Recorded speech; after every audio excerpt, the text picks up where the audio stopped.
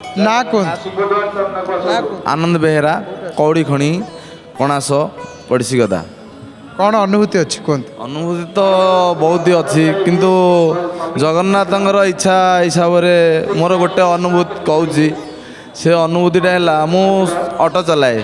ଯେତେବେଳେ ଅଟୋ ଚଲାଇବାକୁ ଆସିଲି, ଗୋଟେ ସମୁଦ୍ର କୂଳ ଗୋଟେ ବୁଢ଼ୀ ଲୋକଟାକୁ ଆଣିଲା ଭିତରେ ସେ କହିଲା, ମୋର ସ୍ୱାମୀ ଦେହାନ୍ତ ହେଇଗଲେ ରୋଗବସ୍ଥାରେ, ମୋ ଝିଅଟା ଥିଲା, ଝିଅଟା ବି ମୋତେ ବିବାହ ତୋଳା କଲି, ସେ ମୋତେ ଇଏ କଲାନି, ଆଉ ମୁଁ ଚାହୁଁଛି ଜଗନ୍ନାଥଙ୍କ ପାଖରେ ଆସିକି ରହିବାକୁ। ମୁଁ କହିଲି, ମା ତୁ ଜଗନ୍ନାଥଙ୍କର ଦୟା ନ ହେବ, ତୋ ପାଖରେ ଟଙ୍କାଟା ଦେବା ପାଇଁକା ମୋତେ ଅଟୋ ଭଡ଼ା ଦେବାକୁ ତ ତୋର ପାଖରେ ପଇସା ନାହିଁ, ତୁ ଗୋଟେ ଝାଟୁଆ ପହଁରାଟା ବି କିଣିବା ପାଇଁ ତୋର ପଇସା ନାହିଁ, ଆଉ ତୁ କ'ଣ ମାନେ ସେମିତି ତାର ଦୟା ନହେଲେ ତୁ କ'ଣ ରହିପାରିବୁ?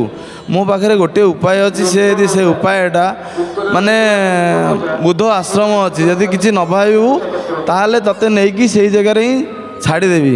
ଏ ଭାବିକି ମୁଁ ଷ୍ଟେସନରୁ ତାକୁ ସେଳକେ ବୁଦ୍ଧ ଆଶ୍ରମ ନେଇକି ଗଲି। ସେ ବୁଦ୍ଧ ଆଶ୍ରମ ଛାଡ଼ିଲା ପରେ 3 ଦିନ ଯାଇକି ମୋତେ ନିଦ ହେଲାନି। ମୁଁ ଭୁଲ କଲି କି ଠିକ୍ କଲି, ତା 3-4 ଦିନ ପରେ ତା ପାଖକୁ ଗଲା ପରେ ତାକୁ ଦେଖିଲା ପରେ ମୁଁ କହିଲି, ମା ଭଲ ଅଛୁ? ନା ହଁ ଭଲ ଅଛୁ। ନା ମୁଁ କହିଲି, ମୋତେ ଚିହ୍ନି ପାରୁଛୁ ନା? ନା ହଁ ଚିହ୍ନି ପାରୁଛୁ, ତୁ ଅଟୋ ପୁଅ। ଏହା ଭାବିକି ଭଲ କଲି କି ଖରାପ କଲି ସେଇଟା ତ ଭଗବାନ ଜାଣନ୍ତି।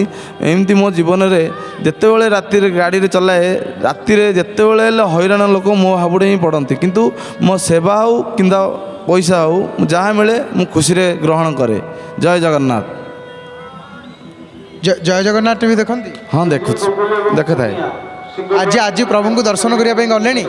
ନାଇଁ ଯାଇନି, ମୋର ତ ଆଜି ଇଚ୍ଛା ନଥିଲା ମାନେ ଦର୍ଶନ କରିବାକୁ।